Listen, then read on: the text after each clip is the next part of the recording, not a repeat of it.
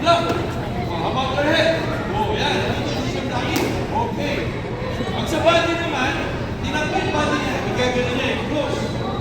Move. Yun. At least nalalaman niya. What if kung patras yung block? Wala na. Pinakakan na. Wala block dapat. Ganun. We're like this. Your hands. Then, cover.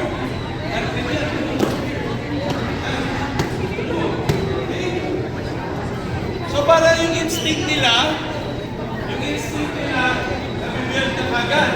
Medyo bibilisan natin, ha?